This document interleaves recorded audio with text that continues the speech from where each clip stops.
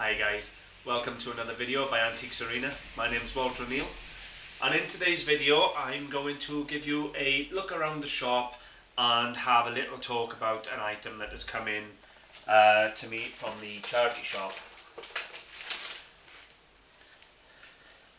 Now that's the item that has come in to me, and it is a sword, if you like, or a dagger. Now, it's come into me from the charity shop. They're not allowed to sell weapons, so they had it in and they brought it down to me and asked would I be interested in it, and I give them £20 for it. Now, I think it's Indonesian. It's all beautifully carved. There goes the top. The top of this bit is loose. I need to glue that back on there. Of the sheath, that's all. This figure on the top is all beautifully carved out of wood. It has, I'm not sure what this little nope is here, or knop is here. It's not plastic, maybe an early form of Bakelite or something, but I'm going to have to look into it. I'm not 100% what this is here, and I'll give you some close-up photos and everything. And then it has a very wavy or curved blade. Now this is known as a keris, which is like a ceremonial dagger. And I'm going to give you all the details on it in a few minutes and show you some research on that. But it came in, they can't sell it, so I give them £20. What am I going to do with it? I haven't decided yet. Do you know what I did learn from doing my research? eBay America or eBay US are allowed to sell swords, weapons, daggers, things like that. eBay UK, you can't sell this. Where's the fairness in that? It don't make sense to me. How can they sell swords and daggers and things on eBay US and eBay UK say no? Now I know you can say it's probably to do with rules and regulations, but shops and businesses are allowed to sell knives and things as long as it's to people over 18. So I don't understand that. It's eBay's weapons policy apparently, but you'd think their weapons policy would be their weapons policy right throughout, not different in different countries. So, unless they think we're not safe in the UK to handle weapons, which they're probably right. Nah, all joking aside. Shocked me that you can sell them on eBay America but not UK. Will I put it in the shop? I think it's too specialised. This is probably going to end up on my website or sold through a Facebook antique group or something. But as I've said, I'll give you a decent look and some photographs of this in a minute so that you can see the quality of the knife. Right, so what I'm going to do now is I'm going to take you around, let you have a look at the cabinets and everything. Some stuff's the same as last time, it hasn't all moved. There's some new bits in there, you can have a look what's in the cabinets, how they look in, see what's changed, and so on. So, time to be a little nosy guys, hope you enjoy. Up here with this beautiful model of the Cutty Sark. There you go, Richard. You said you wanted to have a look at it. Oh, look at that. Look how cheap that is, guys, for a nice scaled model of the Cutty Sark. Here's my window display. Got my Harry Potter figures in the window, Staffordshire dogs, my Greek philosophers. A couple of the new perfume bottles in the window there. We come across here, and then we're going to start here. You can see a nice little selection of gold items.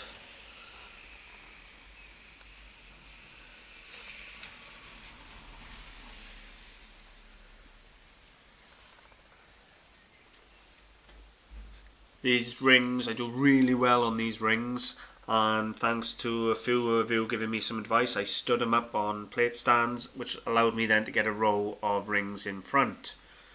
So that was alright. To be honest with you, the shelves need a little tidying up now, where stuff's in and out of them all the time. My wonderful Jeeves, we do love Jeeves, don't we? He's my security guard, my Ben Stiller at night when everything comes alive and runs around all these animals. He keeps them in touch. my whatnot here went, so I got this little brass stand that I had on the weekend. Still got the coins, believe it or not, and the beer sign, the lager sign. The gentleman who collects the brewery honour hasn't been in for weeks, so I hope he's okay, because it's been a while since I've seen him. Right then, so we're gonna start down by here now. Let's show you the cabinets. It's just gonna be a little breeze through, guys, so you can have a look on how they look and how they change in, and you can see the type of thing I'm selling in here.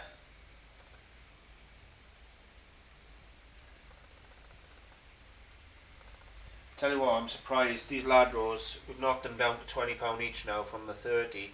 Shocking. You know, at one time you couldn't keep hold of Ladro. How it's dropped now. Shut that one up. Move along.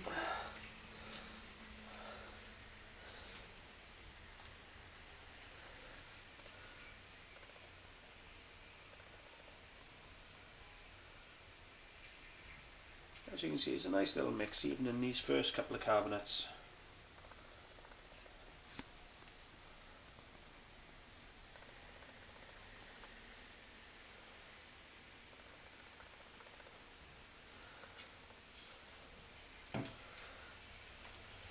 You'll get to see all the perfume bottles I've just put out now in just a minute, guys. Took me all morning washing them and cleaning them.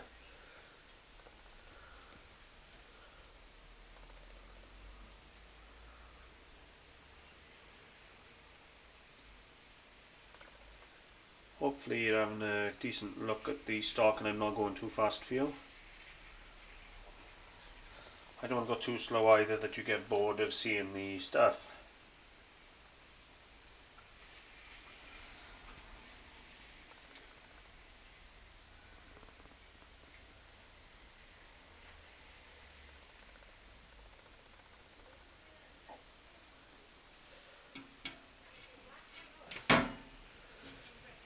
It's been a quiet morning today. As you can see, it's absolutely hammering down out there.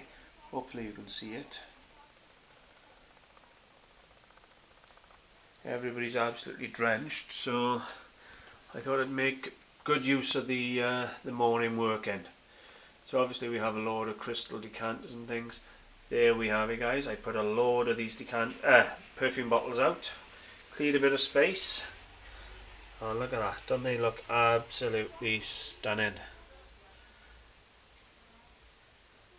And I've already sold one this morning. I sold the Dragonfly one, which I knew I would. I took a £5 for that one off a regular. She's bought that for her granddaughter, so really pleased with that.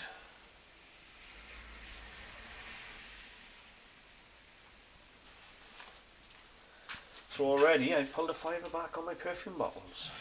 Happy days.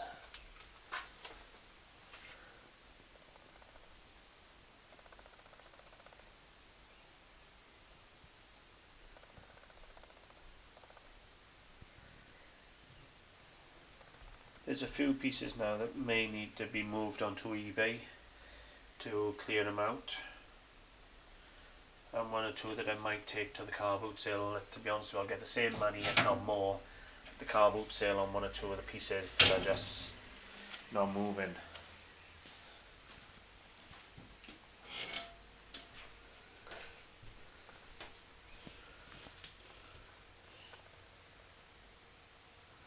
Look at that for a beautiful shelf, guys. All porcelains. All named. And right underneath it, all beautiful jewellery.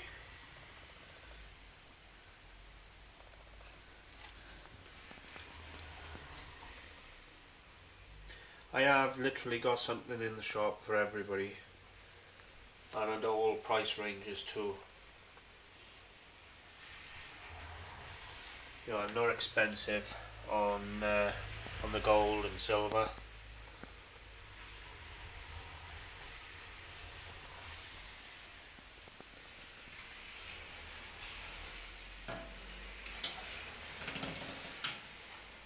Last cabinet for this room, guys.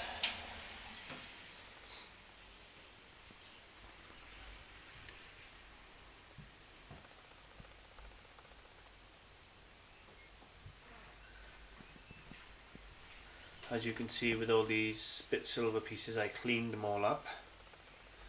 Believe it or not, I do quite a few of these a week. Silver bits like that, the jewellery, they go quite well.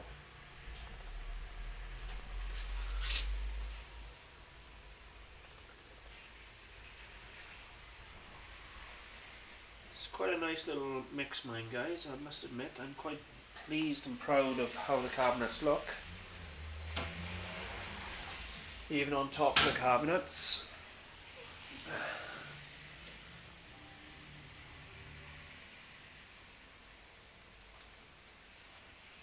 That's probably going to have to go online. It's been here for a while now. The Ladro Don Quixote. Honestly thought that may have sold by now.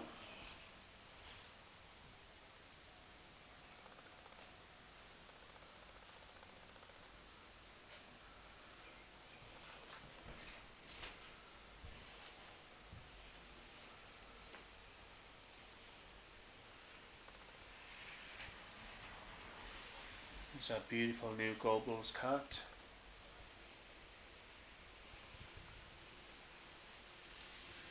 I have my two trays, or this is my box of old coins, and as you can see it's quite a deep box, quite a lot in there, and they range, you know, £10, £30, little box sets here, £15 each. There's silver fobs in here, silver fob medals at £30. This box alone has probably got £2,000-3,000 worth of stuff in there, between £2 and sort of £40. Really good, interesting collection in there. As I say, between £2 and £40, so you add it up, there's a couple of £1,000 just in there. And this is ridiculous now getting. There's that many £2 coins and 50p's in here. I probably got £300 or £400 if I wanted to bank it. But I'm still selling them very well, but I have a set price pretty much, £2 for a 50p and £4 for a £2 coin. I have my large Chinese vase that I picked up in Bessemer the other week in the window here, along with a few other pieces. So let's go to the back room, guys, so you can have a look out there. Oh, there's my little haberdashery modern thing. My puppets.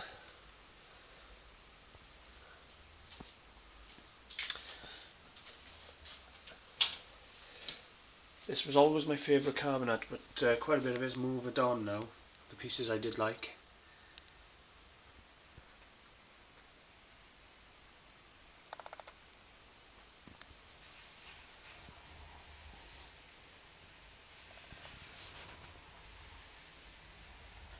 I'm surprised that's still here. That'll be going online later. Now I'm back online. They are pulling money online, so that's where that'll have to go.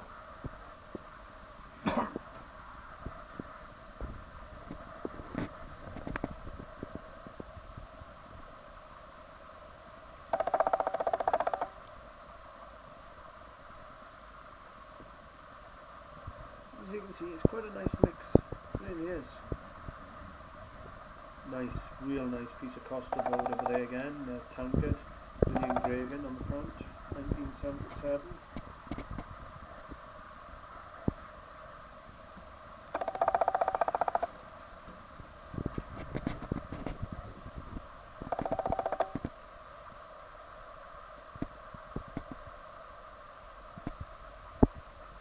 As you can see, it's quite a bit of a mix of items. You know, there's something for everyone. And it's a mixture of nice quality and collectible.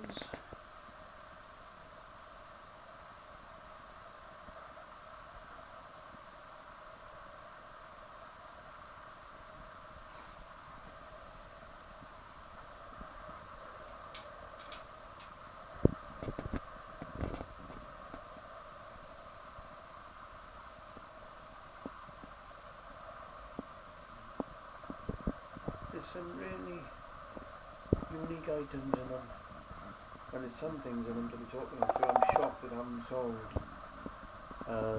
But what I'm going to do in the next week or two, I'm going to have a refresh, empty the cabinets, take a lot of stuff from the back room, put it in the front room, and vice versa, so it's a total fresh look when people come in. As you know, I'm always working to try and better the shop and rearrange and move stuff around, shuffle it. Don't want it looking stagnant and stale, so people start thinking, oh, there's nothing new in there, I'm not going in.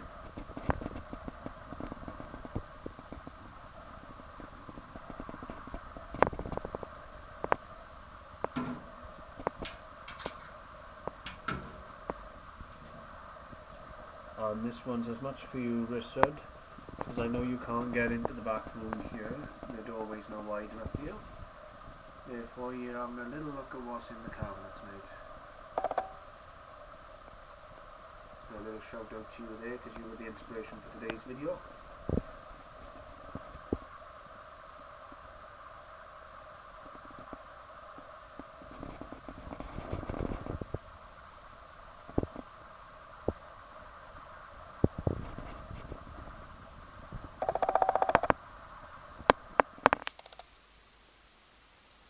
I think that's about it, guys.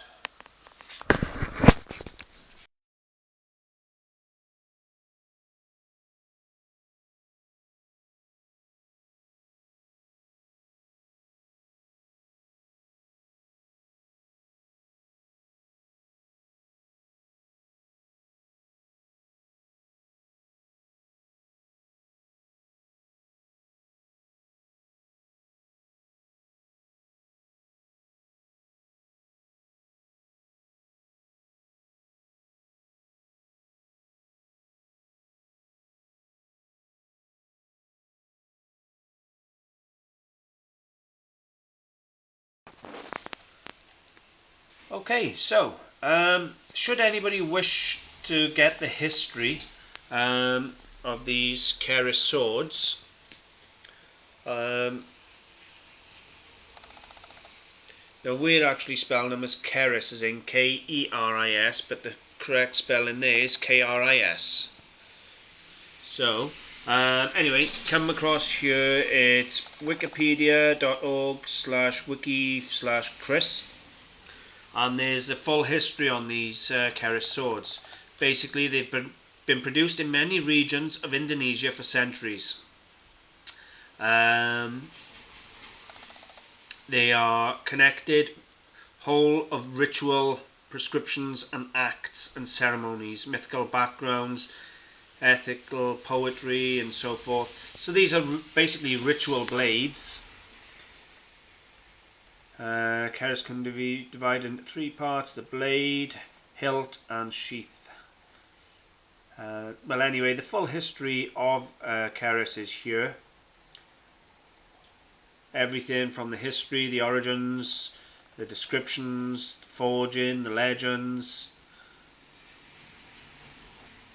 The legends may be interesting. What's the legends about then? Let's have a quick little gander at that quickly. That's the forging. Cultural beliefs.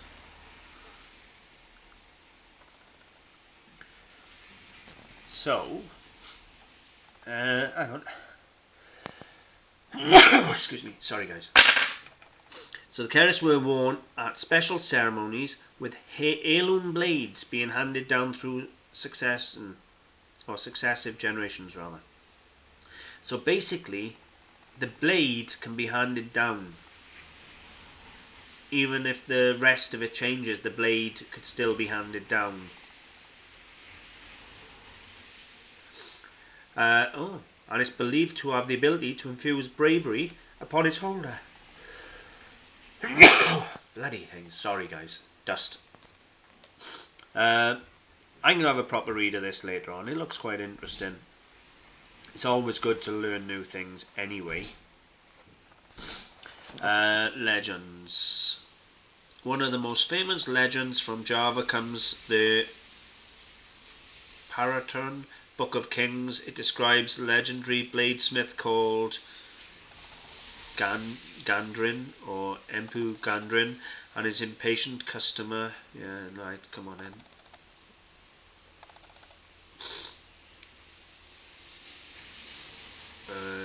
He stabbed him to death, but that wasn't very lucky for him.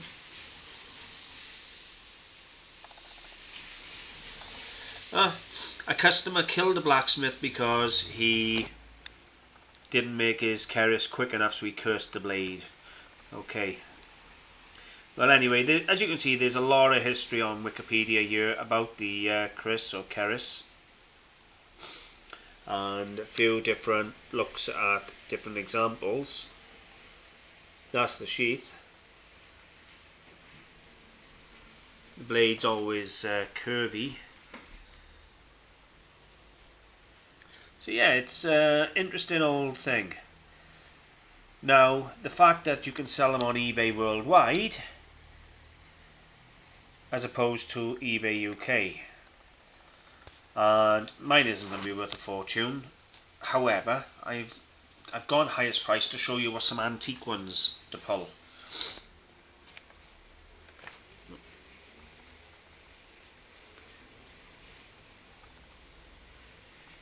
at that.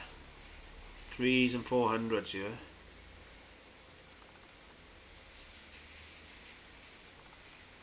That doesn't look too far away at 221. But again, these are all in America. You can't put them online over here. And we all know the way to get the money would be putting it online.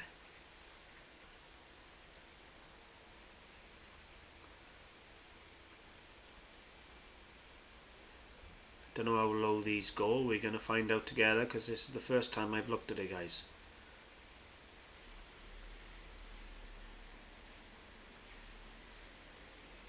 But I can tell you now, I've seen these curvy blades before on car boot sales and that, and I never really bothered with them.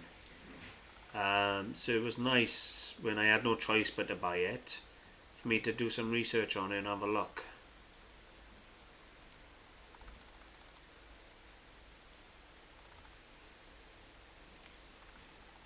At £20 I'm not going to lose no money, even if it takes me a while to sell it.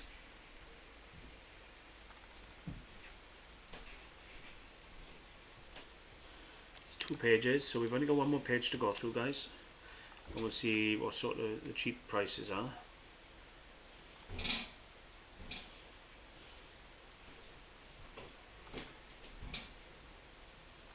Modern ones are in the 60s. That one hasn't even got a handle. 20th century, £100. It's annoying I can't put it on eBay. It really is frustrating, because if I could put it on eBay I'd have a chance of making this type of money. Now we're down in the 40s. Oh, there's a book on them, guys. Weapons, an introduction on Indonesia sword art.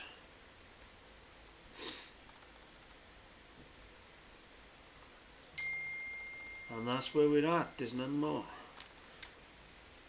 So I'm going to splice in some photographs now for you to have a little look at the piece on photographs. There we have it, guys. Yet again, another really interesting item over the door. It's been a bit quieter today. It's hammering down, and I mean hammering down. So sales have been slow as well today, but hey ho, it is what it is. I've done okay on eBay. Where I haven't sold in the shop a lot today, I've had 3 or 4 sales on eBay. The Portmeirion Welsh dresser you saw me buy back about 3 or 4 weeks ago, I sold that for 85 on eBay. Went back for a £6 outlay. I sold the Tudor 9 karat gold watch for 75, I think it was 75. That was alright. I think it was 40 I paid for that. It's another huge profit margin I wanted. But if I remember right, I bought it with other things which balanced the money up a bit. And believe it or not, I've had 2 boxes of old military photographs in the shop for, well, forever. I brought them in, yeah, when I opened the shop up, I think, and they've been on top of my books on the bookshelf for, well, since, so for months. I put them on eBay yesterday. I've only been asking £20 a set on eBay in the shop, and I put them on eBay yesterday and individually photographed them in groups, and I put them up for 50 quid. And bearing in mind I was only asking 20, 22 in the shop, I actually sold them for £30 on eBay on an offer this morning, less than 24 hours. So I've put the other set on now, see if they go as quick. I've got a load more stuff that I'm moving on to eBay now, as in Waterford Crystal and Nadira pieces. So all in all, everything's moving along nicely. I wake up, and as Stu have just said, I must wake up every morning and wonder what's coming over the door. And to be honest with you, I wake up some mornings and think, oh my god, I hope I got enough money down the shop for what's coming over the door. Because literally I'm having people bring stuff. Not long ago, I don't know if you remember, I had a woman come in from Africa with that many diamonds set in a brooch and diamond rings and that. I had to send her away. It was no way I could buy her. You were talking a £20,000 piece. And she wanted proper money. She didn't want a few £100. She brought in the platinum and diamond brooch, and she wanted good money. But it was about 5 or 10 carats of diamonds in it. That was out of my league, as much as it pains me to say. So yeah, I never know what is coming over the door from one minute to the next. The shop looks interesting, hopefully you'll agree from having a look. I try and make it so I got a little bit of interest in, a little bit of curiosity, a little bit of quality, and a little bit of affordability. So even people around here who are on the dole, or on benefits would be the better way of putting it, can come in and buy a bit of jewellery or something. I want everybody to potentially be a customer. So anyway, I think I'm going to leave it at that. I think I've got in everything I wanted, guys. Hope you enjoy it.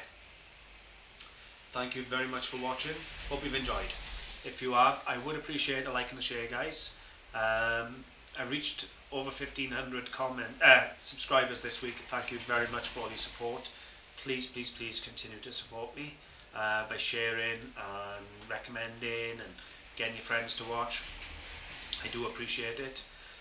You'll find me on Facebook. I have a page and a group, Antiques Arena, where I do try and help if I can, and if I can't, hopefully someone else can. I have my own website, antiquesarena.co.uk and antiquesarena.com. I'm on eBay, Antiques Arena Clearance. Make sure you add the word clearance at the end of Antiques Arena, otherwise it won't be my site.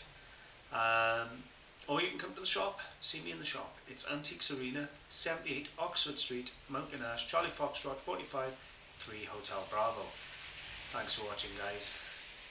Bye for now.